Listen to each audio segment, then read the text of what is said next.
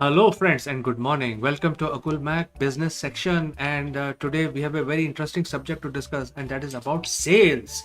Because lots have changed, lots are different in the as compared to previous decade. This decade is a decade of change. Lot of changes happening everywhere, and therefore, why not sales? So, what we should be doing in sales in terms of improving our career, if you are a sales professional, this is a live stream for you. And to discuss this matter, we are inviting a very distinguished leader from our industry. His name is Basant Tomar. He has been in the industry for almost 3 decades, running his own enterprise very successfully, has already worked in very senior positions at the different corporate level. And so, without further ado, let us invite Basant to our discussion. Hello, Basant. Good morning and welcome to Akulmach. Morning, CK. Thanks for calling me back again. Yes, please. All right. So, Basant, it's always a pleasure to meet you to discuss and also get the nuggets of wisdom. And today, the subject that we want to discuss is about sales. There has been a lot of confusion in terms of, especially after 2020, in terms of what I should be doing, what is my method of sales, etc., etc. So, I think that is the topic of discussion. And the first question that I want to talk about is.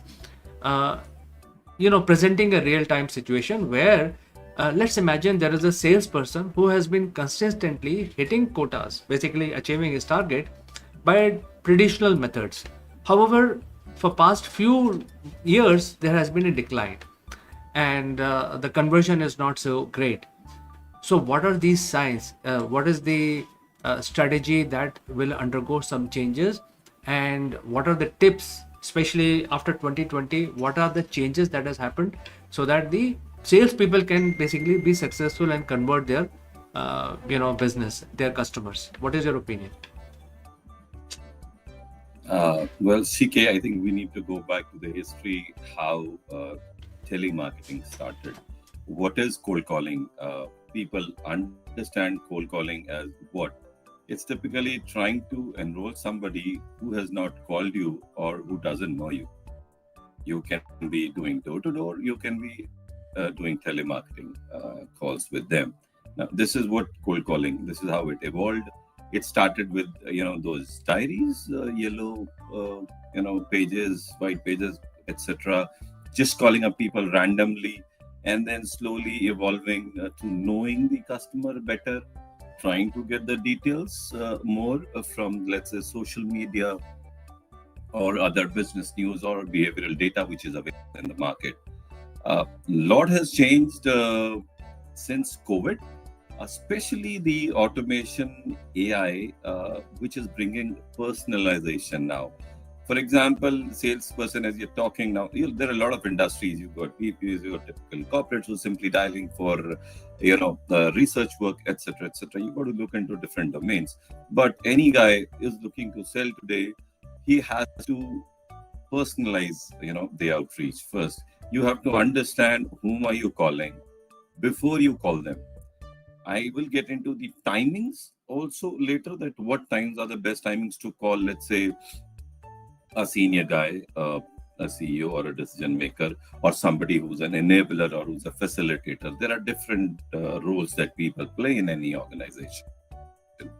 Now, any sales guy who's been hitting the quota with traditional cold calling is doing a fantastic job. Probably, either he's working too hard day in, day out, and everything wanes out over a period of time. Now, when say there's a decline in conversion rate, now sales are done for two purposes. One, for lead generation, which can be a success, and second is actual sales, where you want people to convert, pay up on the phone. They are very two different things. If I have to generate a lead, that still there's a easy play out there, but you want someone to sell then and there on the phone, that's the hardest part. Now, conversion rates, why do they decline? One, I will not go to the data set. The data is bad, forget all those parts. Let's see someone calling anyone for the first time. The whole idea is the pitch is, sir, how are you doing, how's the weather out there, etc., etc. You and I know people don't care what's the other, what's it like. Nobody wants to be interrupted now. everybody is saving their time and the interruptions. And biggest issue is change. Now sales is a change. If we understand you are wanting someone to change, to do something, now why would somebody do it? That's the big question. He has to get comfortable with you. He has to understand. So your pitch of 30 seconds is so critical with the timing, that along with the timing that you're doing. So you can't just simply start, hello, how are you? And that's blah, blah, blah. That's not going to work. So you need to start with pitch with an understanding that whom I'm calling, I know this guy and I know what he needs. People don't know majority of the time. So they're comfortable in whatever they are doing. So I think you have to personalize and you have to be relevant. Sitting today, if I don't need something and you're calling me, or I have a need of that maybe a year down the line or 6 months, it's not going to make any sense. I'll just shut the phone down. Majority of times I do that. Uh, the calls of insurance guys, these are blind calls. You will never pick those calls. Now, if someone calls me and tells me that I have a solution for you, and I have a couple of questions to ask, because you have to ask probing questions to the customers, basically to understand if and with an empathy, that you understand and you know the position, because whatever you're trying to sell is going to make him change his decision, and a lot of things will change in the enterprise, in the organization. People don't want to take risks from that perspective. So there is a lot at play, which you need to do, and do a lot of background before actually just picking the phone and calling somebody. Yes, absolutely, Basant. Actually, what is that I feel is that the environment has also changed. Earlier there was a fashion of doing cold calling, generating opportunities, then sending those hot leads to the sales team. Then they will pursue, they will talk to the people, etc., etc., send mails or whatever the methods were.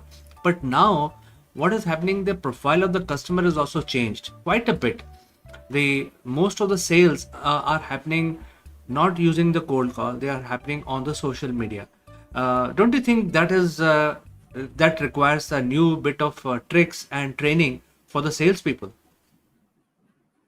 See, again, when we want to go to social media, you have to see what product is it, and you have to target the market accordingly.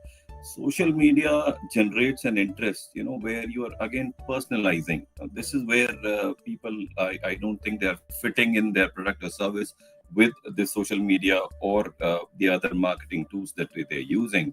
Now, if someone wants to sell a hardcore product, which really doesn't need too much of thinking, for example, let's say any utility item or any kitchen stuff or any product which is not really key, to their whatever work they are trying to do, that can be sold easily, either way. But when something someone has to think about it, because which can impact his life and his working, that needs a bit of coaxing. You got to make them realize that why they need it and why you, end of the day. So it's a solution which needs to be presented, and where you need to be a problem solver. You can't push a product now. The times are gone where you're pushing. People keep calling, sir, take this, take that. And they don't understand that you are making them push you back. They are in a flight and, fight mode with you. Don't make them comfortable. Give them a breathing space. Tell them why they need it. You have to make them understand. And with the tonality also needs to be changed. You can't be having a high pitch or, showing urgency and all that. That's not going to work with people. Well, Basant, I have a follow-up question, but I'll come to that. But let's move on and let's look at the next question that we have, and that is, the emerging trend, as I said, is basically the sales landscape, and the salespeople should be aware of, and in terms of what lies ahead.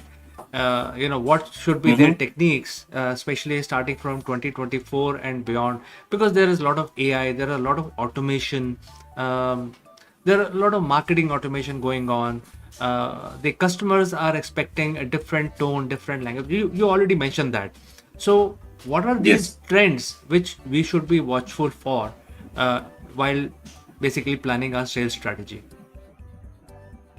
I think I said before, it is about personalization and relevancy, which is important to any customer for whatever. So your CRM needs to be enhanced, well updated. Then the sales are going to get AI driven.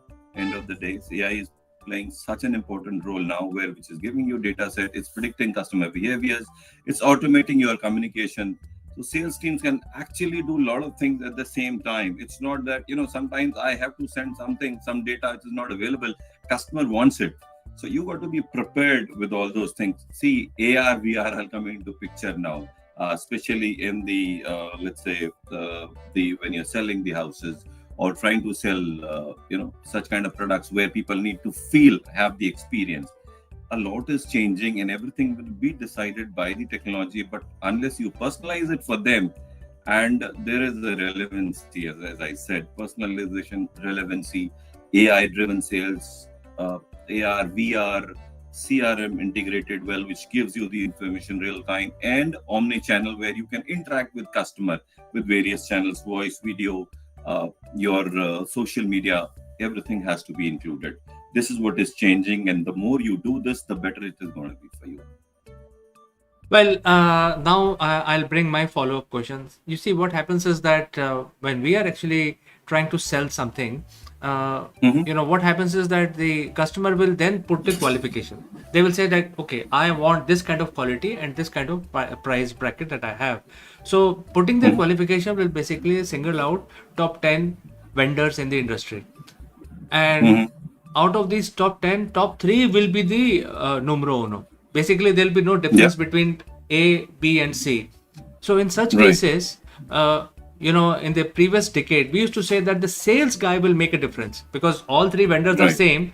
The face which is going and meeting and they are all intelligent people. They have the Yes. almost Yes. same strategy.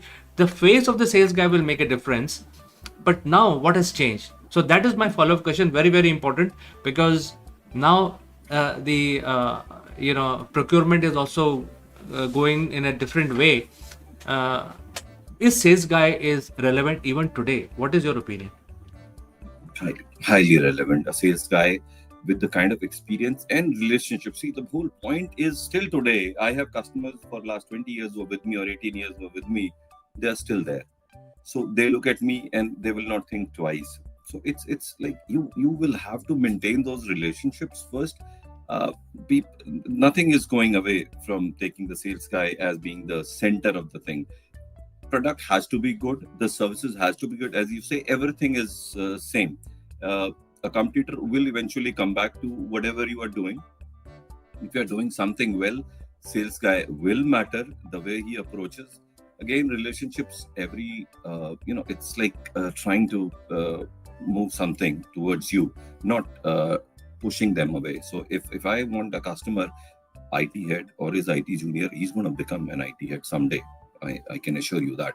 So once you start that relationship, you got to maintain that, saying hi, hello, birthdays, wishing them on various occasions. Uh, these nuances, small things are what is going to matter, and they do matter.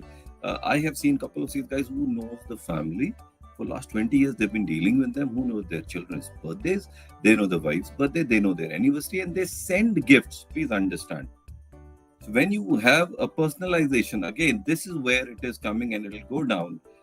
These are large ticket sales now. I'm not talking about small ticket. I mean, those can be sold on and off either ways. So an enterprise sale for a large value, or even for a personal, if somebody wants to buy a product worth a couple of lakhs, there you need serious relationship. I am not talking about product has to be good. As I said, I always equate things from the perspective: the product is good, the service is good, the solution, it works for the customer.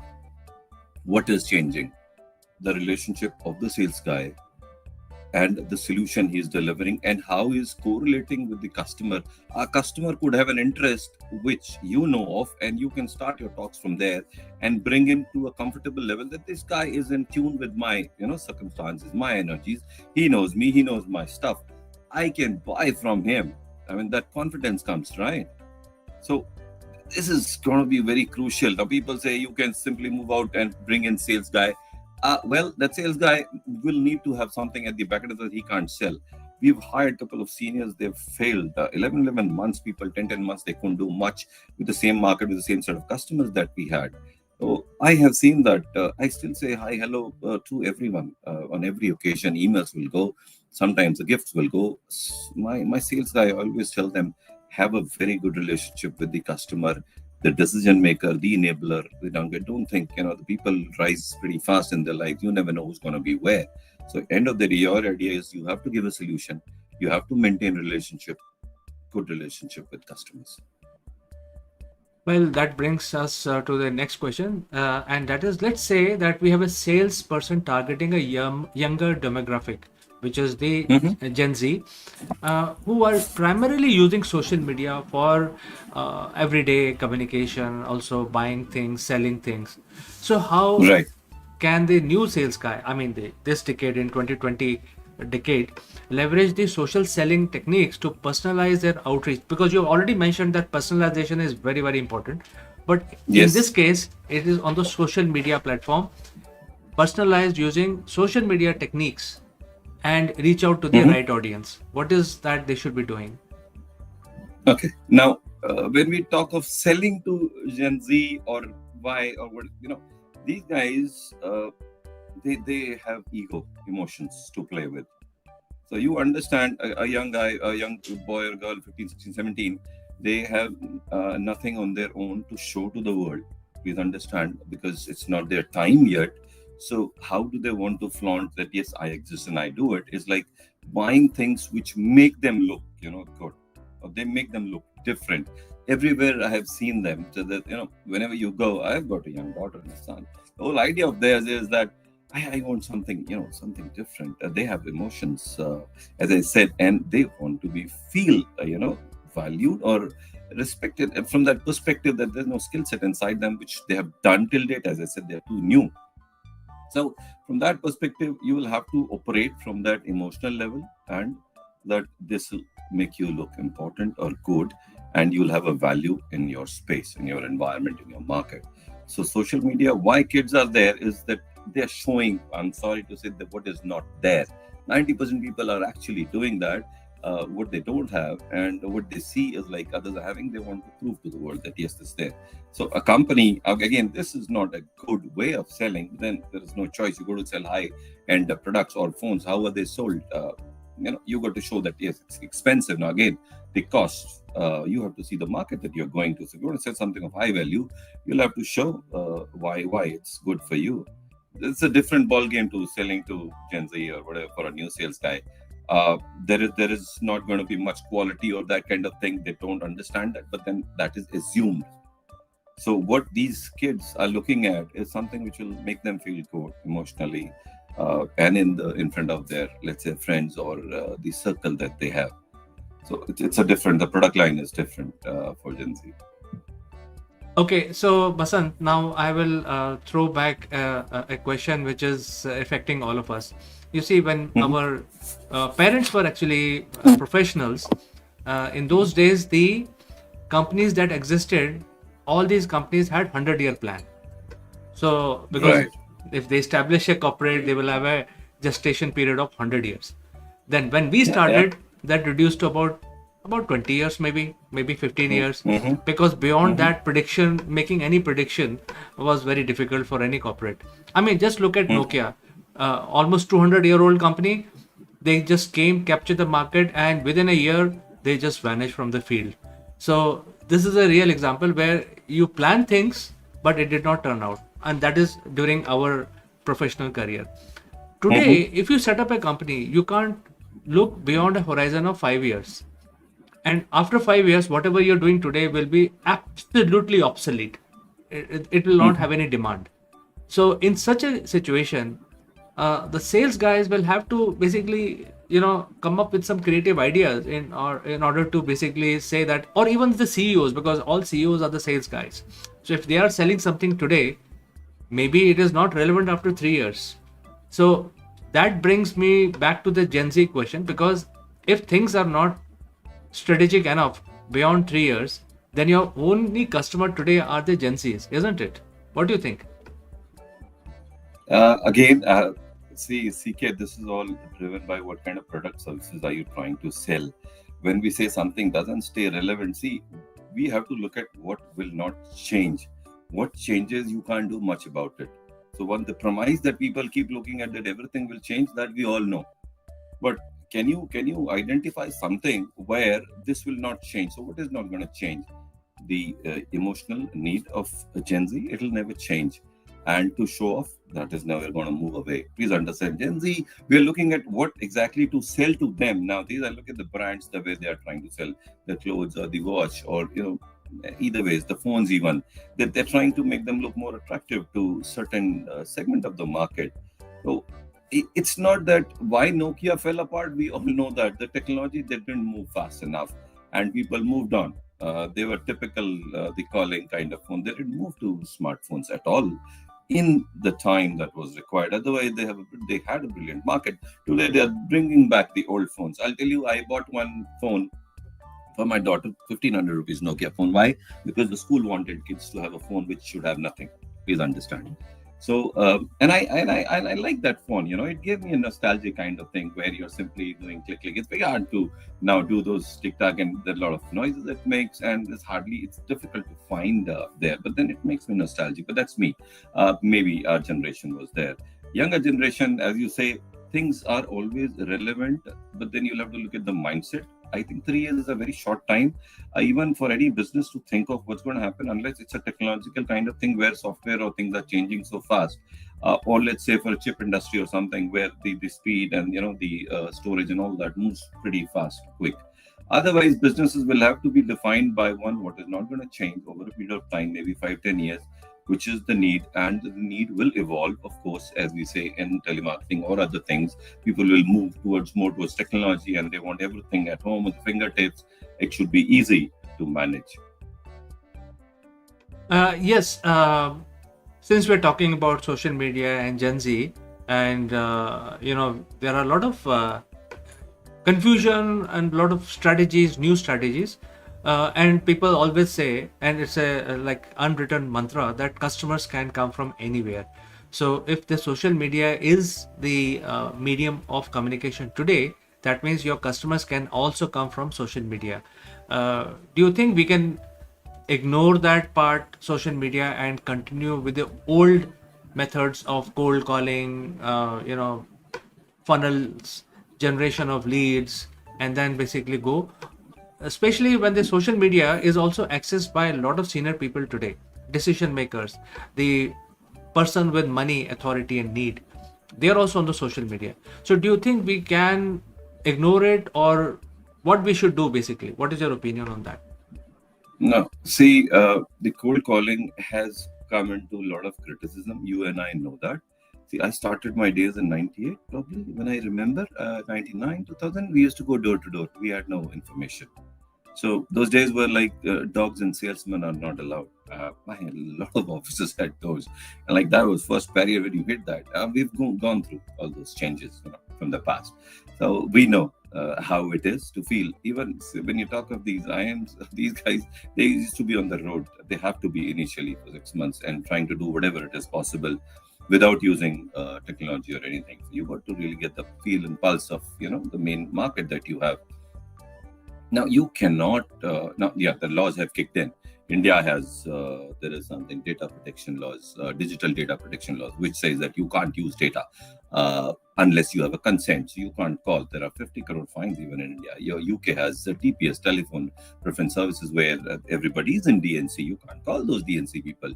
UK, EU has GDPR. Same way Singapore has some DNC kind. Everywhere you have seen the laws have come in to protect the consumers, not harassed by the unsolicited calls. So you will have to move away. That's how the social media and other things have come into play. Now, once you can't touch those, it's too risky to go down that path. Then you'll have to start with the medium which everyone has on their phones now. This is again, social media has become way too critical for any industry to go to and show your services, your solution that you are highlighting. And when we say customer can come from anywhere, kind of cliche, like people are mostly simply browsing, and we understand that they just want to have a look, or somebody's just clicking. This is where how you need to convert those, to catch those, and to understand. Now I'll just give you a typical scenario in our industry, where you have the caller ID numbers, and when a BPO or a corporate calls up, there are a lot of calls coming in. Now there we place an IVR which states, if you want to talk to agent, do this. If you want to leave a message, do this. And if you want to opt out, do this. Now we analyze those, calls, and we see for what reason are they wanting to opt out. What's the percentage of people who are trying to opt out? So you got to do those data analytics all the time, get the customers' feedback.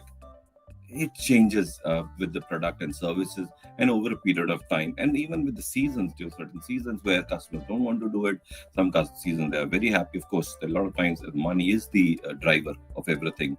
So you are about to get a promotion and you get some, again, it's going to boil down to that you got to target customers through every means possible at the apt time with the personalization. People don't really think much about it. They have to start thinking from the perspective that why would somebody buy, what times are good to buy, and how I should hit somebody. When I look at social media, I'm not on Facebook. Please understand that. I never was. I don't like Facebook from that perspective. But then I was not selling. It was not my business. When I look at today, I can use Facebook, and I'm going to do that. And we are in the process of using that Facebook with a targeted kind of thing. People are showing off on the Facebook majority of times. So what is not there is being shown over there, and people are like with envy. And they're always fidgety. They want to have that tick tick ring ring coming in. Now, when you want to sell, you can show something, that a relevancy. Now, even geographical, when person is coming in your area around the region, you can sell those personalized kind of things. Yes, this is available here. That's happening. Location-based services and all that. Everything is coming into play. There's a whole lot thing that you'll have to do if you really want to catch attention of any buyer in that sense. So what you're saying is that we should not be ignoring social media. In fact, we should leverage all the good aspects. No, you have to use it more. Please understand. But then again, it's the product. See, what kind of products are you selling, services which can stand out or which makes sense to go to social media? See, a large enterprise will never go. You and I understand. Even for that matter, they don't need to, unless they're selling some services which is B2C. Now, B2B doesn't need too much of social media. Sure. I think what is changing here is that even large enterprises are advertising on social media, on YouTube, on Facebook. That is adding to their brand credits, and essentially they are not selling probably. But some B2C they are selling, but B2B they are not selling, but they are actually doing a lot of branding on social media. Correct. Now, what B2B is doing, they are getting associated with large brands. As you see, Airtel. They will get associated with tons of large brands, and showcase that, creating an impact in the society, that how this is how Nokia is, or how we are associated with Nokia, what is Nokia, what Nokia stands for. They're not selling. Large brands will not sell. They will showcase their value and their culture and their things people know. So it's like more of staying in front of customers all the time. So they know that, yes, we exist and we are doing a couple of things which is interesting for you. Yes. So, Basant, that brings us to the last question, which is some sales guy may be hesitant to change the new norm, as we say, the new normal, which is hitting us everyone today, and especially if their current strategy has succeeded. A lot of leaders, they have been very successful in the past, but they don't want to change because they want to stick to the past. So, what is your advice to the salespeople of this decade, especially after 2020, in terms of how to overcome resistance and embrace the modern sales strategy? See, again, this question will be different for different products and services, but in general, I don't see anyone staying as a stagnant kind of thing that what I've been doing in past is going to help me out, because technology has changed. The way the customers are using technology has changed. With the expectation of customers have changed, how they want to be approached. You cannot go back with the old ways of cold calling or selling through whatever means you're doing sitting today. You will not be able to sell anything. I have sales guys who fail even after 5-6 months of giving them time, and we try and encourage them that yes, go and do it. But it's easier said than done. As I said, people from the same industry fail a lot of times. They're not able to cope up with the kind of pressures which are there. Again, you'll have to get down to what solution you're offering, relationship, personalization. They will have to change. Technology helps you move faster, deliver better. you'll have to use every social media, every platform which is available. CRM tool, people say we don't have money. They're free software which are available. So start using those. And sales has to be done over a period of time. The one is fear has to be out from your head when you want to sell. Basically, you got to be good at your art. One, you got to keep evolving, keep thinking, keep reading books. I don't know why people don't do that. When you go through various, you know, blogs, they do explain you really well that what you need to do sitting today or tomorrow. You got to keep abreast of things that are happening. People don't move out enough. I have seen that they don't do it enough. They don't.